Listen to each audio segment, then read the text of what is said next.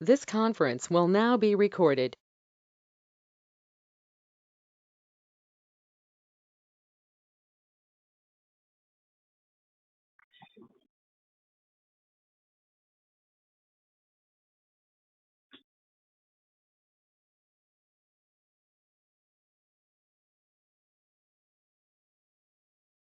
BJ, you're muted. Okay, I ended up muted. Okay, thank you. We know you said 1,000 great things. I just wanted to let you know that you're muted. Didn't know I was muted. And we are going to record this session and put it up on the FSPA website.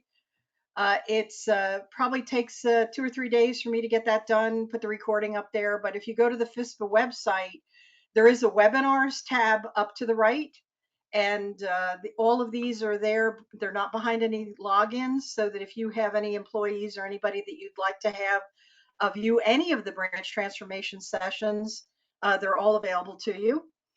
And we'll just get started. So just again, put your questions in the chat box, and I will keep an eye on that.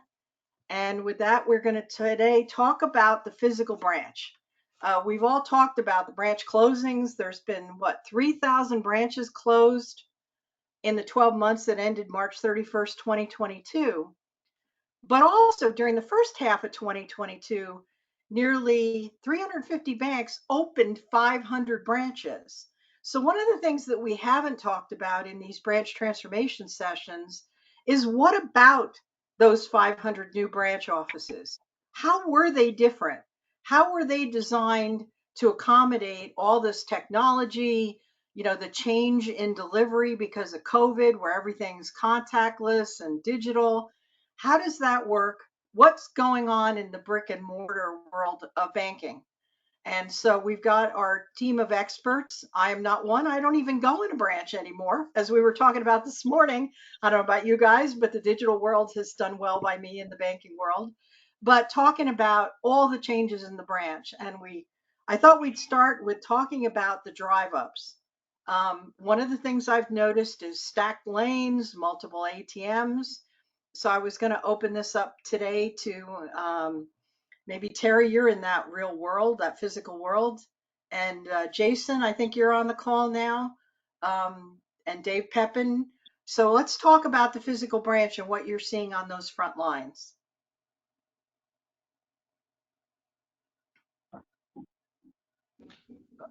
I think the real thing that we see, I said we don't do a lot of ITMs. We've done a few, but the branches that we are working with, we're widening the lanes. We see bigger and bigger SUVs coming through the branches, so we're creating higher pneumatic systems with the booster on them, so they're up higher for larger vehicles, and using signal tech signage to mark those lanes that they are higher, SUV lane, and making the lanes wider so that bigger vehicles can get through. That's the one change that we see. We just kind of started getting into this a couple of years ago with Fortis. So we're kind of newbies to the pneumatic systems. And stack lanes. Do you run into the stack lanes very often? Where they're putting multiple drive ups on one lane. We did that in the 70s and it kind of went away, and now it seems to be back. Have you seen that in your area? I don't know if I follow what you're saying. When you pull up, like they used to have the ATM on the island. Right. Now there's two. There's a front one and a back one. Oh, we do not. Yeah, I don't have that in our territory, no. Okay. Is there anybody that's seen? How about video? You seeing video being applied a lot more to the, traditional pneumatic tube, two-way video, one-way video? I would say it's about 50-50 right now with the ones we're proposing, are adding video. Yes. Yeah. I mean, there's an effort there, I think, to improve on that drive-up experience, right? Yeah, and then they want the cameras there too. Yeah. That helps.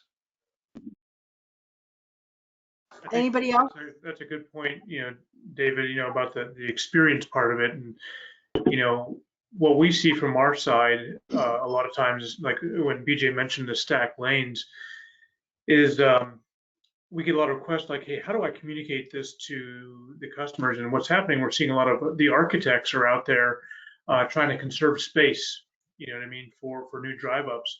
And so they're saying, well, let's do a stack lane, let's do a stack lane. So we'll have the FIs come to us saying, hey, how do I communicate that to our customers or members? And that's why I want to kind of bring that up as, kind of a point of like, is anybody else kind of seeing that, and how are, what are you doing to, if somebody says, hey, we want a stack lane, what's your suggestion, and how do you navigate that? Because on the sign side, that's what we do to communicate. It's like, okay, what's the best way to actually do that? And we're open to trying to figure out, better ways to build a mousetrap, if you will.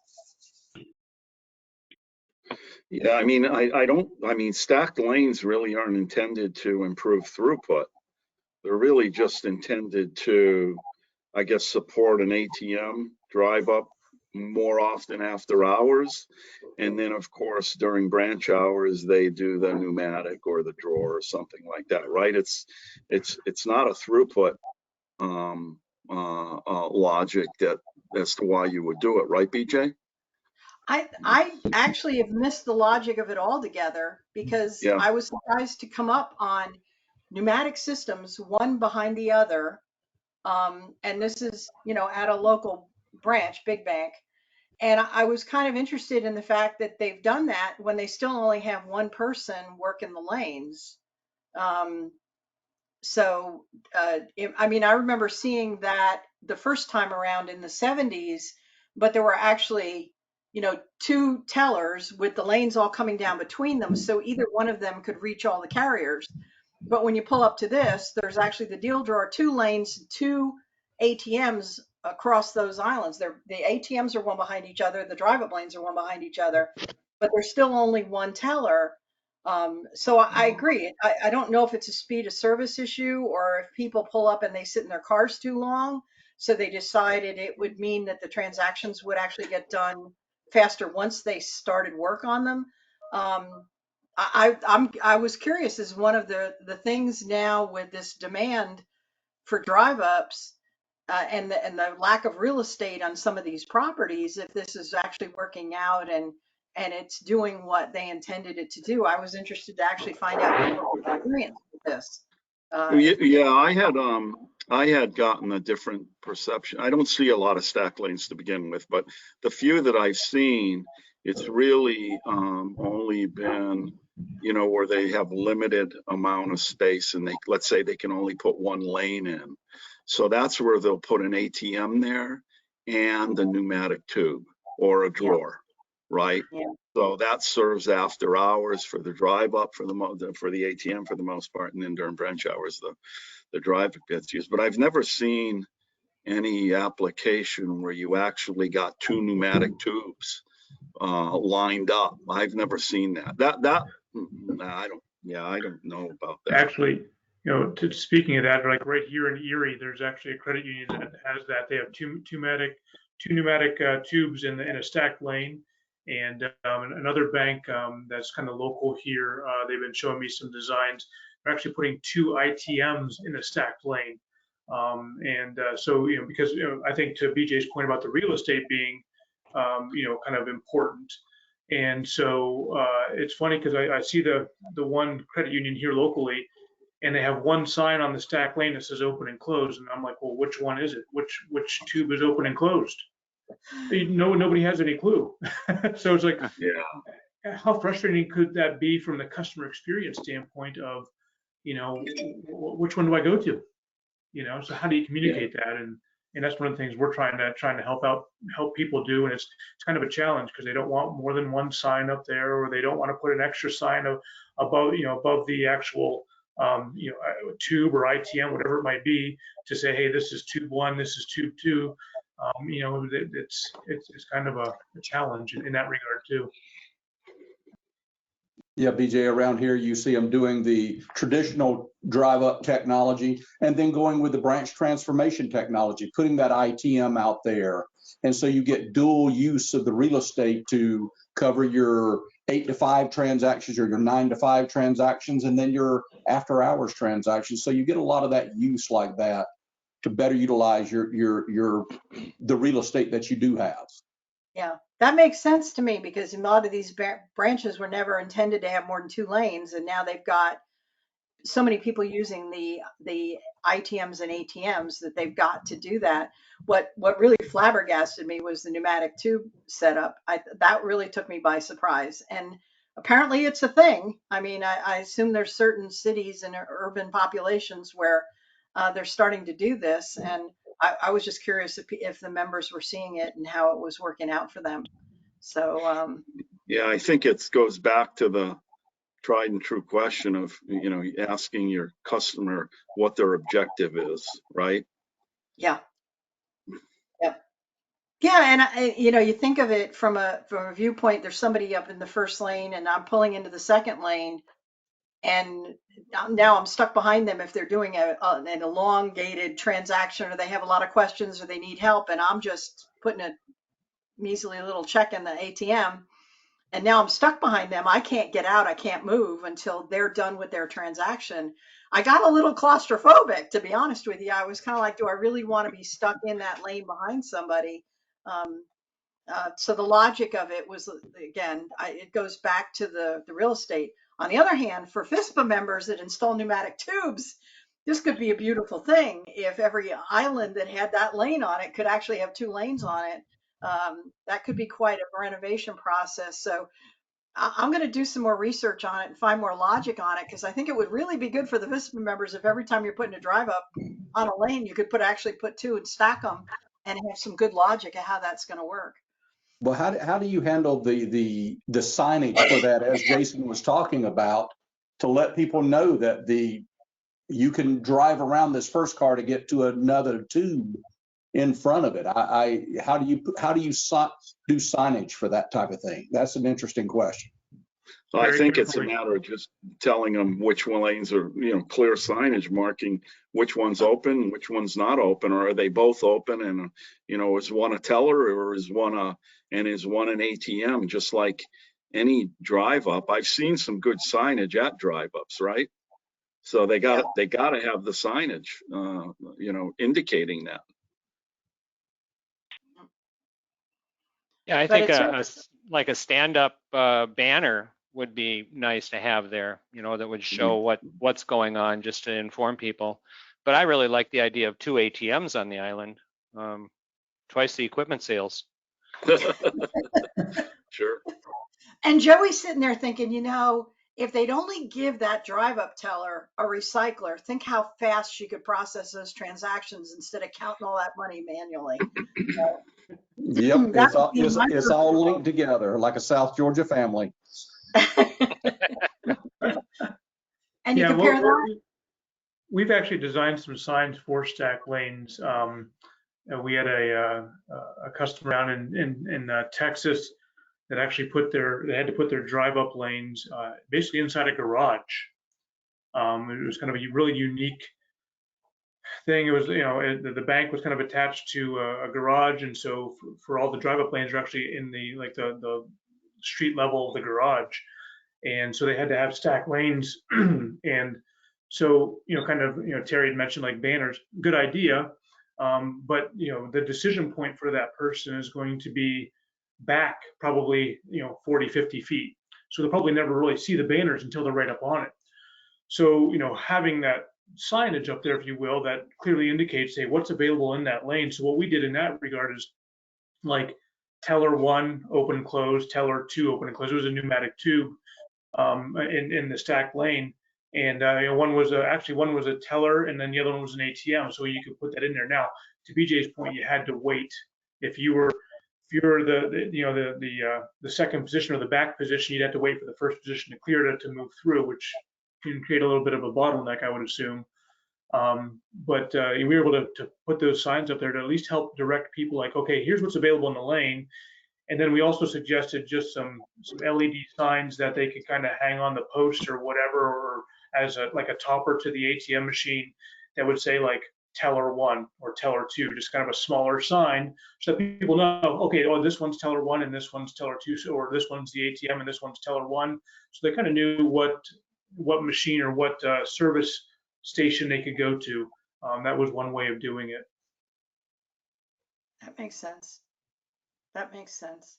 So the other things in the branch, I mean, now that you've been out there with this new world that we're living in, what are we seeing in the physical branches? You know, what if you've built branches in this past year, and I'll put this to anybody that's on the call. What did you see? Are they still putting in vaults and safe deposit boxes? Is it all digital?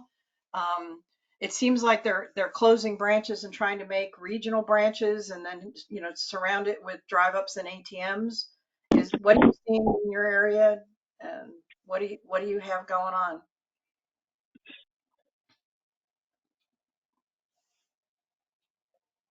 Dave, what's going on? You're up in Massachusetts, right, I Dave? mean, I don't see the footprint's certainly been shrunk of a branch, right? The walk-in vault is history with SD boxes. If the bank doesn't have to do it, they don't want to do it. They don't like SD boxes to begin with, but in some cases where they do already have them in an existing branch, we're starting to see the revival of some self-service SD box systems being installed. But generally speaking, it's, they're downsizing the size of the branch, and they're going more to, the self-service footprint, be it, full function ATM or an ITM or something like that. And then, throwing in a cash recycler or two for commercial accounts and handling overall branch cash needs, because they still got to have that support. But it's, it's not the way it used to be, BJ, where they got 5 teller lanes. It's 2, if that. Yeah. It almost Yeah, seems like they're making it a sales environment, would you say that Oh, for sure. Yeah. For sure. yeah, I'd agree with Dave. We've got a new branch we're working on now, and yeah, it's a much smaller footprint. 2 frontline tellers, and then that frontline teller will handle the drive up as well. So it's all kind of in close proximity. So recycler front, recycler back, and yeah, and I said self-service coin counter, but the safe deposit boxes are all going to be 2 safes, so there won't be any major vault. They're going to have a cash safe with teller lockers and 2 other safes that will be safe deposit boxes. So yeah, no big walk-in vault on this bank. Yeah.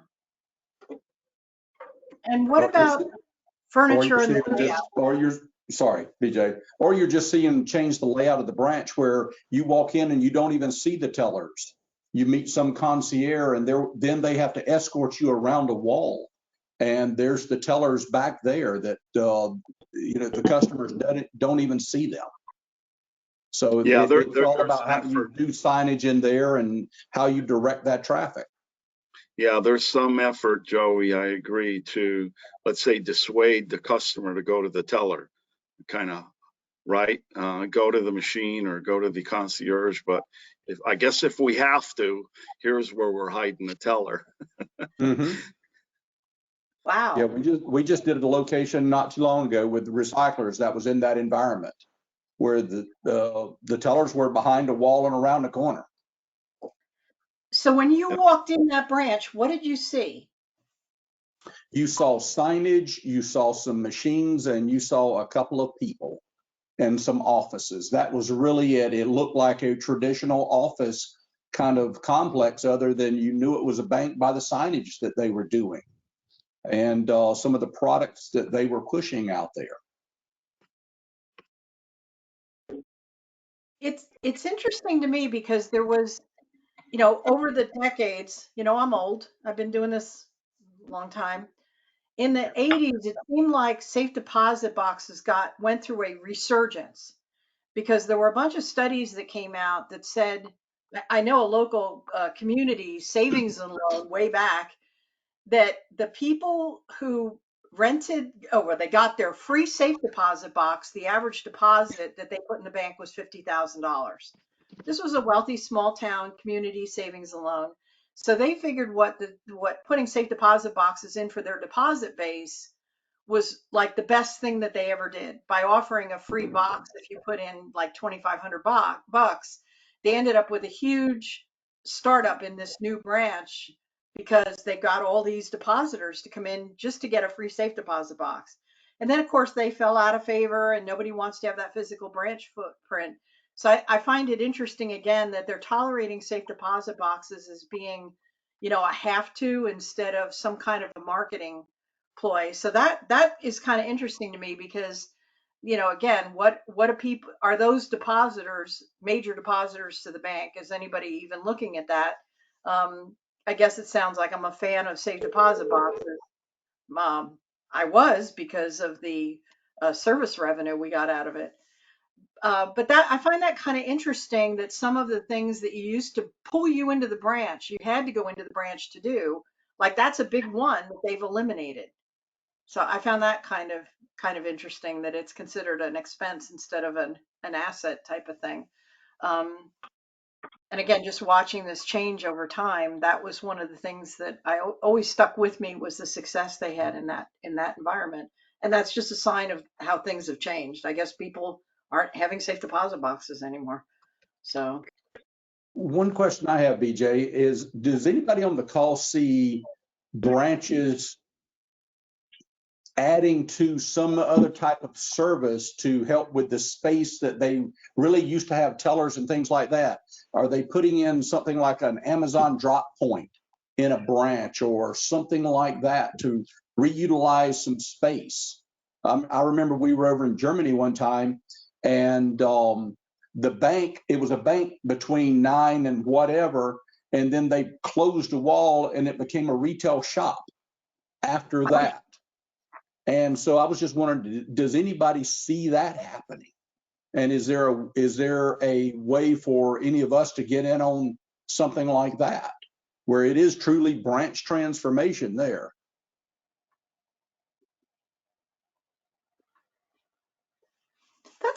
that's a good point, Joey, because a lot of those lobbies became like a little coffee shop, if you will, right? Mm-hmm. They had, nice coffee set up, and the idea was to encourage people to come into the branch. To me, that's kind of in the same mode as the safe deposit box. You had to go in because you had to get something in or out or jewelry or something. And there were a lot of people in some of the small towns that was kind of their little town center. They'd go get a cup of coffee and chat with the tellers in the morning. And the branch footprint had kind of grown to accommodate that. And now we're going, so you go in and there's a bank of machines and all that stuff is gone. That's a lot of real estate in some of those bigger, older branches that they could be doing something creative again to make it a place that you go.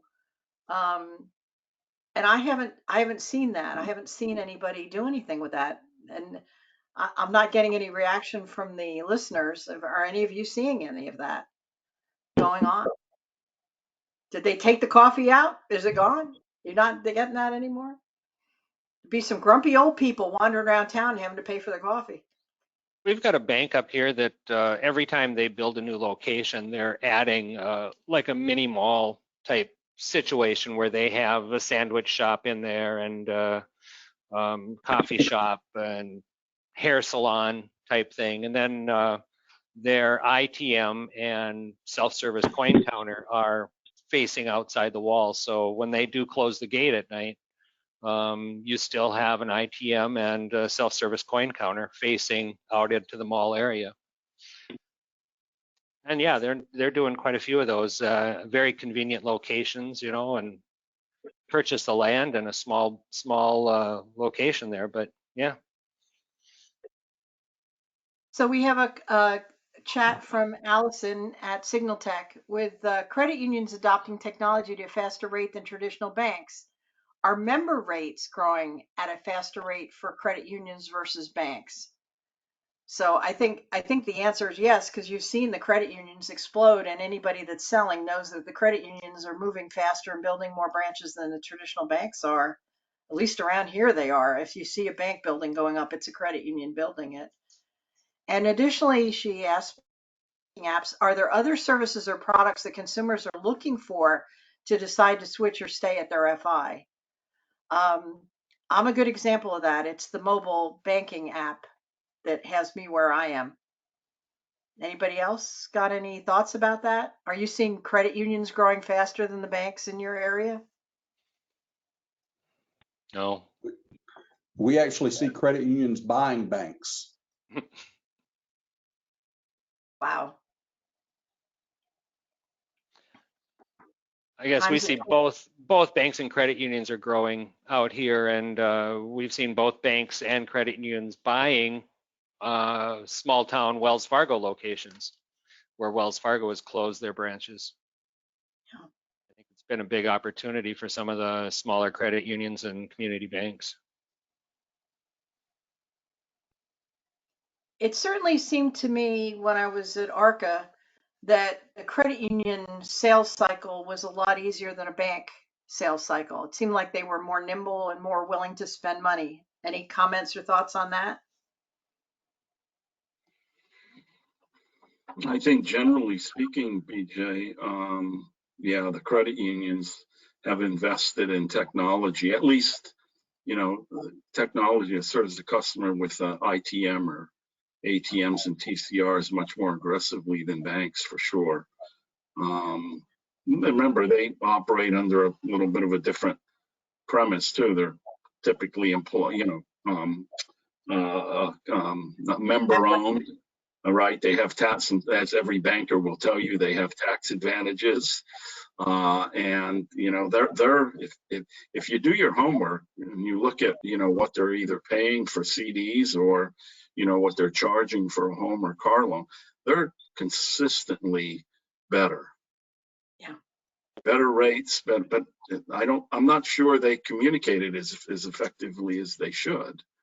Yeah. But yeah, I'm seeing generally they are growing, and they're not hesitant to spend money to serve their members. Absolutely, Dave. Yes, that's very true. It's kind of like day true. We're a for-profit business, just like a bank. And, we operate under those guidelines where credit unions don't. And yeah, that's nice that if they're making money, they're going to spend it. Yeah. All right. So, what are other areas can we talk about? How about how this has impacted your security? You've got the ATMs, you've got the ITMs out on the islands, you've got your drive-up lanes, all the aspects of security as relates to these different type of branches.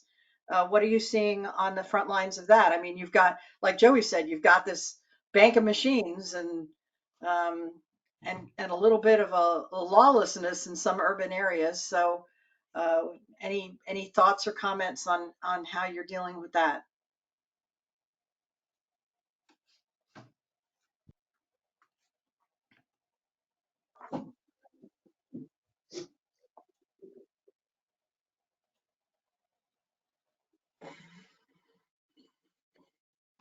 The other thing I was talking about earlier was going on the bank's website. Are you noticing an effort by them to get you to make an appointment to come in the branch? As a customer now, I'm viewing this not as a supplier or solutions provider, but as a customer, are you noticing that more of the banks seem to have some kind of appointment platform or something where if you start a chat about something, this opportunity to pops up for you to make an appointment at your local branch, and it gives you like a little calendar app where you can, meet with somebody or have them call you? Or are you seeing that out there? Seems to happen in North Carolina. We are here, BJ. In fact, it kind of seems like it came out of the after COVID, everybody kind of coming out of their shell there after that, where, they had limited resources within the branch. They wanted to utilize their resources to the best of their ability, is where I kind of saw the as we were visiting banking websites, and you would see it just more and more and more. And I think it has a lot to do with resource planning. Yeah. And a way to think get we people in the branch. I think we see it more in the urban areas, and a lot less in the rural areas. The rural areas want to be more welcoming and not make you set up an appointment. It does seem to be, I had to do something and had to set up an appointment, and it does seem to be like you feel put off by it.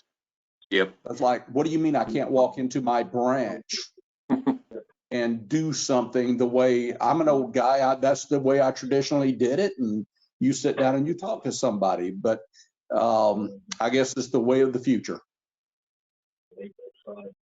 And we got used to it with COVID, because every place you went and everything you did, you had to have an appointment, right? You had to plan ahead.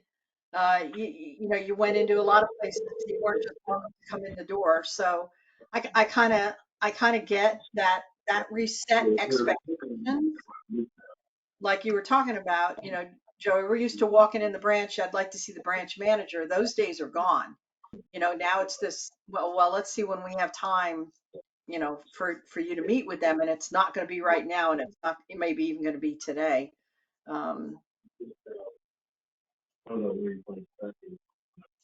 So Hey, BJ, if I could just go back for a minute to your security question. I was at a bank earlier this week, or actually a credit union earlier this week, and they had just gotten hit on their drive up ATM, you know, I think everybody's heard of this by now, but the hook and chain yes, thing, right? That's been going on for a couple of years now, right? And it doesn't appear to be abating. And these guys got in and out of that ATM with, you know, $30,000+ within a minute. So are there a lot of things that you guys are running into and finding some good solutions for your customers around that?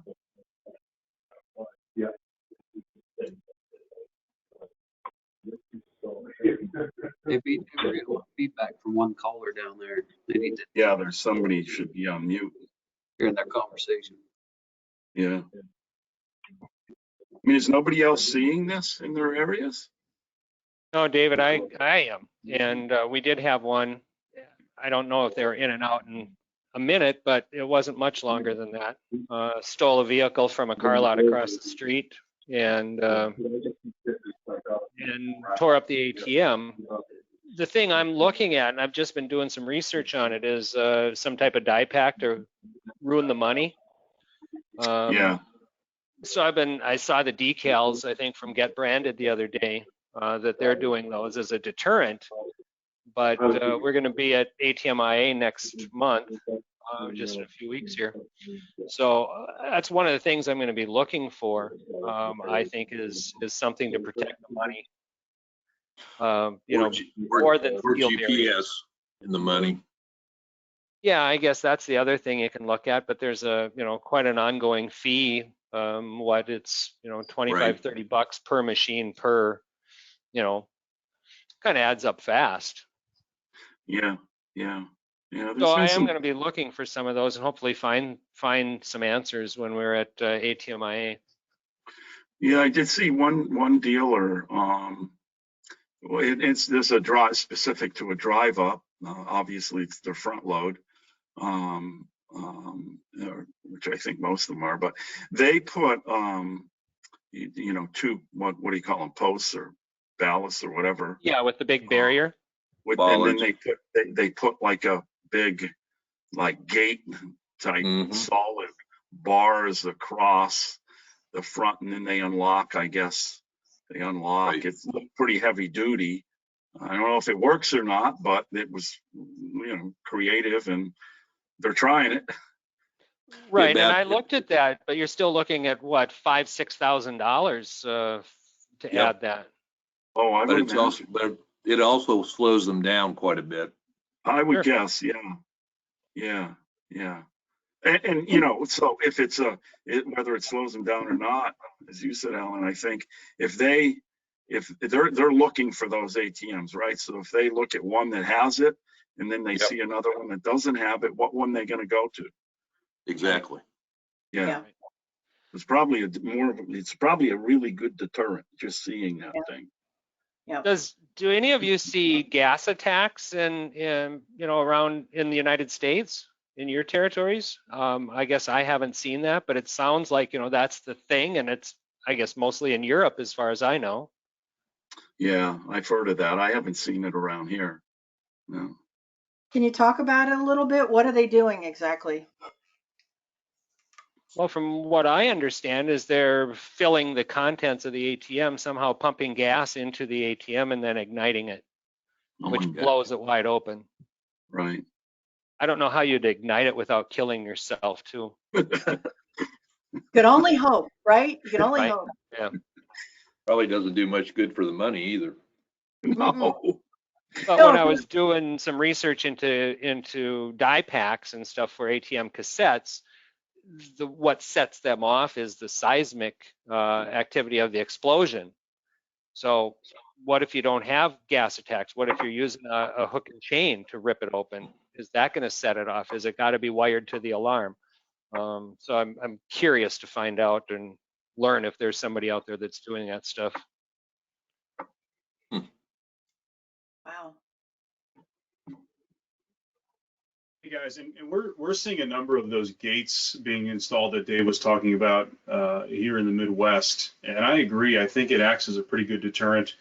The other side of that is it does slow down the users. So anybody that's filling the ATM has to go through, open it up in order to access the ATM legitimately. So it's kind of dual-sided there. But I do agree that it can act as a deterrent. Yeah. Well, how long are the banks and credit unions going to be put up with having to get new ATMs, or when are they going to move the machines back inside the building? Yeah. Right. Well, it's, I'd sure be thinking about that. Yeah. Yeah. Follow the money, right? Yeah. Follow the money. Where are they I spending the also money? I also read some stuff recently. I forget who the vendor was, but it was with video, where they were doing something in particular with the video, where that thing was, maybe it's using some intelligence, I think, applied to it, where it was, sensing suspicious activity around the machine. Yeah, it's somebody Verint. standing there. Oh, is it Verint? It is Verint. Yep. Okay. Yeah. And I guess there's been some examples where they actually were able to catch some people red-handed because of they I don't know, they sensed something going on at the card reader, or somebody being in front of the machine doing something that flagged a trip for somebody looking at it, and then they remote in, look at the video, and call the cops. Right. I found that interesting too. Yeah, they're doing it only late at night because of the cost of doing it. Yeah. But yeah, I actually talked to the Verint folks about that. Mm-hmm. Do you believe it? Do I believe it works? Yeah. Yeah, I think, I mean, anything you can do to get the police there more quickly, and that's what they found is they get a head start, especially if someone's sitting there trying to put a chain around it and they see it. Yeah. I guess, the cameras obviously can sense, say, somebody's doing something that isn't normal for, driving up and putting my card in and getting some money out, right? Right. So I guess there is some element of artificial intelligence going on, but it sounded logical. Yeah. I remember when they were doing the jackpotting, that was one of the things. If the people just stood there and stood there and stood there, some of the surveillance video, I know there was an ATM in a Walmart not too far from me, and you could just see the guys were there for like 2 or 3 hours figuring out how to jackpot this machine. And the video's got it clear as day. If somebody had been watching that, they could have intervened and stopped it from happening. Would have been a little bit different outcome. So. PJ, while you're on security, I was doing some reading a while back. Is anybody doing anything with the fogging devices? to prevent break-ins. I mean, if you type in bank fogging out there, there's some fogging systems that we've seen. People have actually come here and talked to us about them, where when it detects a break-in or something going wrong, it just fogs up everything. You can't see anything within the vestibule, the area, whatever it is. So I was wondering, did anybody have any experience with that? Especially as you see, you know, ATMs in the little closure or the little rooms, that it truly just stops them in their tracks just about. Wow. I have not heard anything about that. That's kind of fascinating. So you can't see your hand in front of your face and you're in there trying to steal money and you're stuck. Yeah, it pretty much just fogs up the whole area, and you know, it's a non-invasive. The fog's not going to hurt you. You just can't see anything, and so it deters them from doing that. And so you may want to just kind of look at it. I just looked it up while we were on the chat here, or on the WebEx, and was looking it up. There's a couple of systems out there. What sets it off? That I think it's some type of, if it sees like the fascia of the ATM or something going wrong, there's some trigger points for it. Okay, because I can see where banks and credit unions would be concerned that it would go off accidentally with a real customer. Yeah, I understand. Yeah. Or the bad guy trips, falls, breaks his arm, and sues the bank. Probably. Yeah. There you go. You can't make a living anymore as a criminal. Yeah. So I hadn't heard anything about it. That's kind of fascinating. Again, creativity out there is always amazing, isn't it? People come up with ideas and the things that we're doing and the things that become normal. You know, with somebody's brilliant little thought of how do we stop this from happening? So really cool. So I know you see some of those videos out there, and it's the ones where they're a mob raiding a store, and you see them just running out of the store with all the coats and the purses. That thing just drives me nuts. I just want to do something like a fogging system, something to make that joker run into the wall with that whole armful of clothes. Yeah, imagine everybody all trapped in there and they can't see and they can't find their way out. That just the karma of that would make it worthwhile to me. I would sign up for that just because, you know, they deserve it. They deserve it. Yep. This will be fun. Watch the video of them coming out the front of the retail store. Get you every time. So is there anything else that we're seeing as a trend in that physical branch? You know, we've talked about the lanes, the ATMs, ITMs, the footprint. It seems like they're trying to transition out of this physical branch into this, you know, digital setup. And so you walk in and there's a bank of machines like Joey was talking about, and there's a concierge who is making sure that you aren't wasting a teller's time. Anything interesting that anybody has seen in their branches? Terry talked about, you know, a little shopping mall. You know, again, I'm just thinking of it in terms of the foot traffic and the number of tellers in the branch and the self-service options. Anything else that you've seen out there that you thought was pretty interesting? Well, I think there's a much greater degree of video being used, BJ, whether it's, you know, informational with, you know, the digital screens, or, you know, two-way video where you can go sit in the room and have a conversation with a mortgage specialist who's located somewhere else, or, you know, kiosks, or, you know, ITMs. Video seems to play a major part in that, you know, that transformation effort, whether it's a play on, you know, consolidation of resources, or other, you know, better communication or better sales efforts. Videos playing a considerable part in that. Yeah. Are the banks taking advantage of the fact that they've got all these machines up there and doing good graphics and good customer facing advertising and informational things? Are you seeing that with creative use? They have all these screens available, and are you seeing them take advantage of that opportunity and using it as a marketing tool? Oh, yeah, sure. I mean, I think there's some that do it better than others. There's people that say, well, we got to do video just because everybody else is doing, but they don't have much of a strategy or a plan. So, the content, managing that content, creating that content, it's probably still, it's going to mature, right?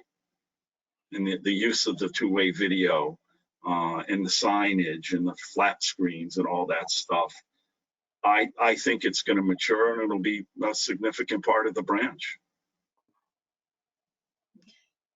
Is it there yet? No, not generally speaking, what I've seen. Okay.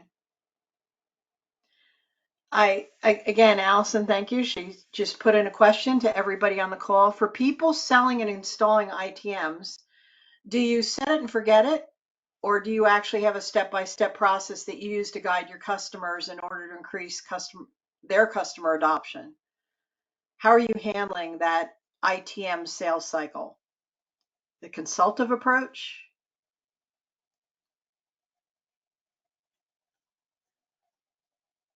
Anybody want to take that?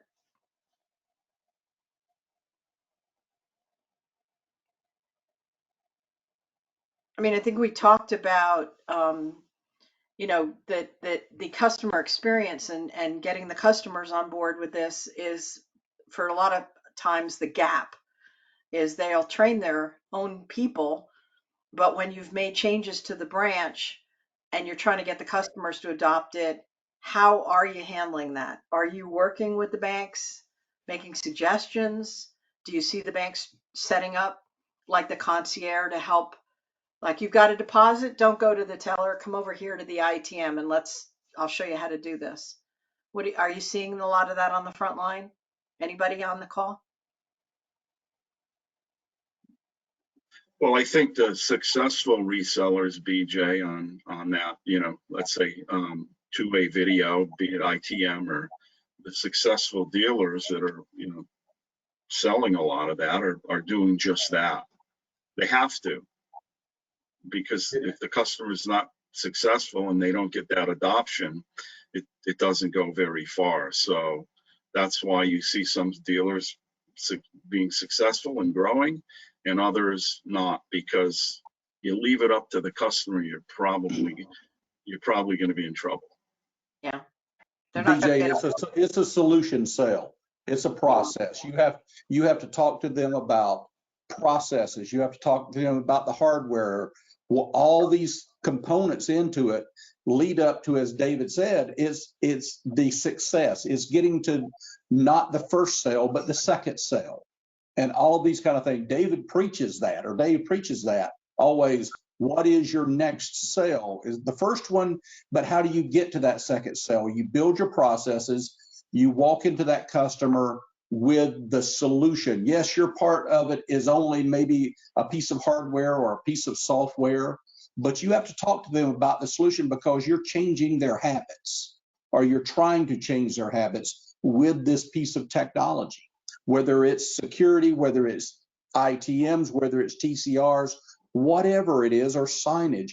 You're changing somebody's behavior, or what's the expected behavior, and you have to put in the commitment as a company to walk them all the way through to make sure that you get to that second, that third, that fourth sale.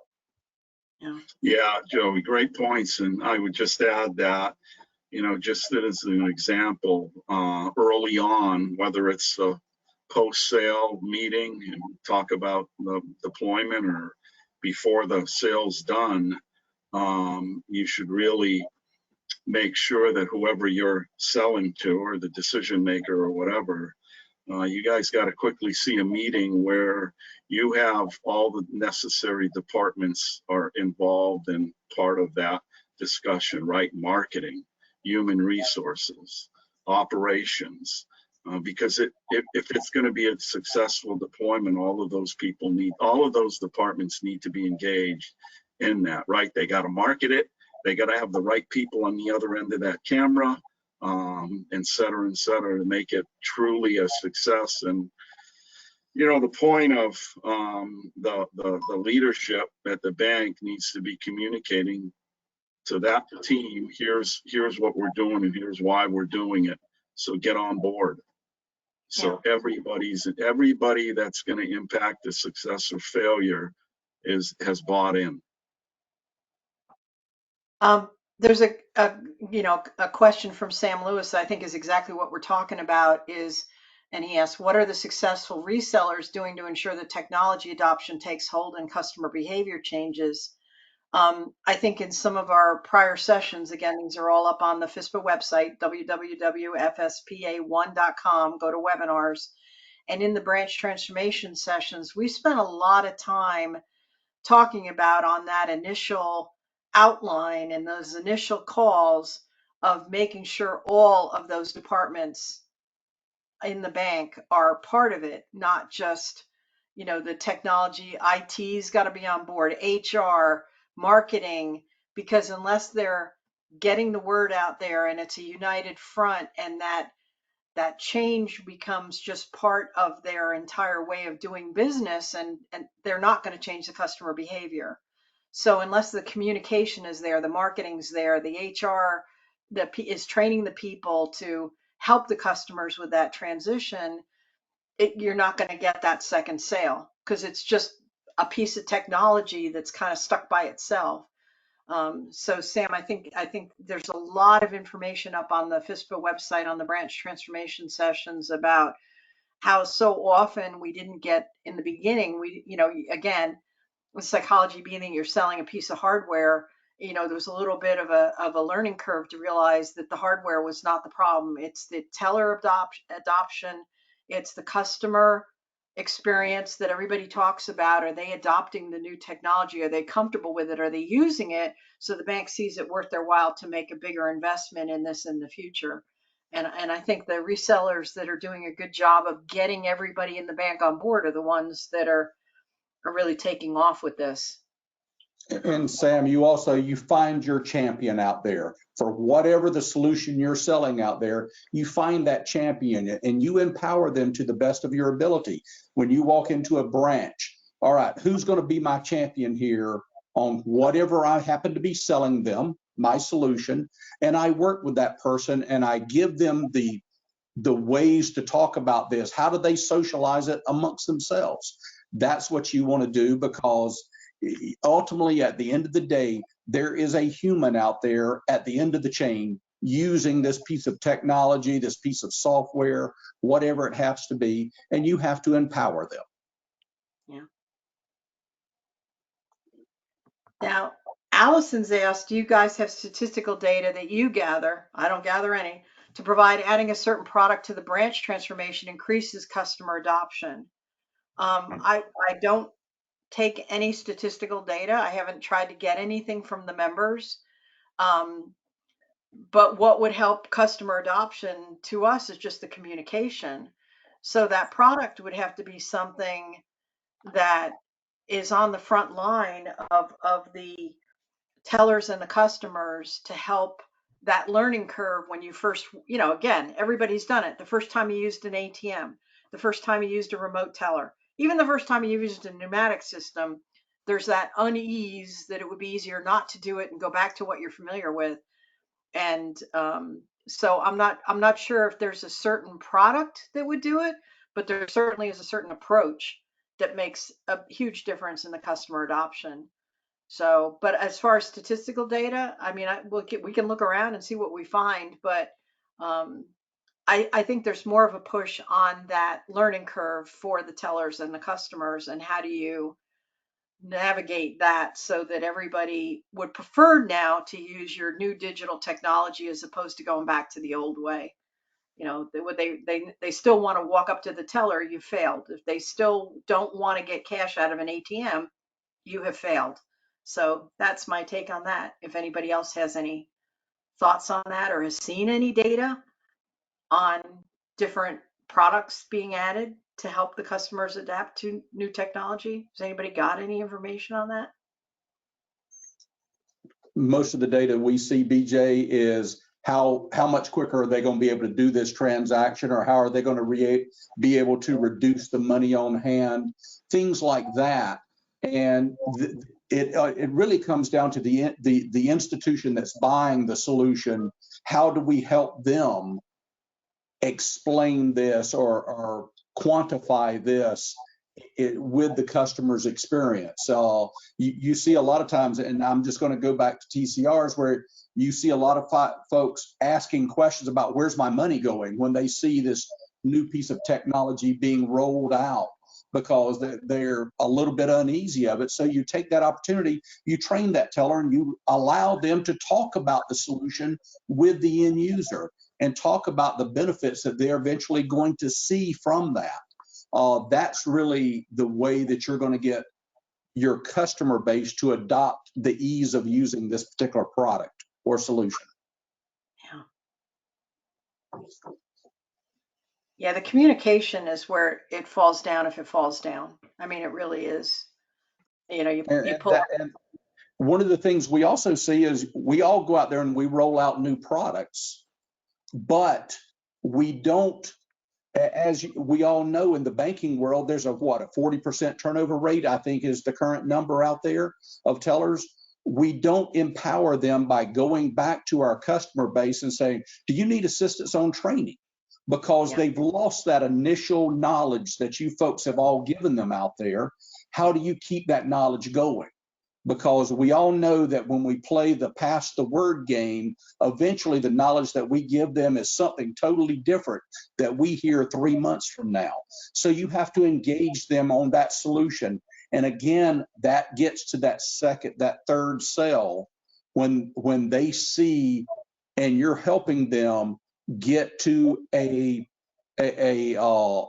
beneficial decision that they've made by buying this technology or solution. Totally agree, Joey. Well said. Well said. So thank you. All right. Is there anything else anybody else would like us to talk about? We're coming up on the end of our time here. Any comments, suggestions, questions? Any topics for our next session? It'll be in about 6 weeks. All right.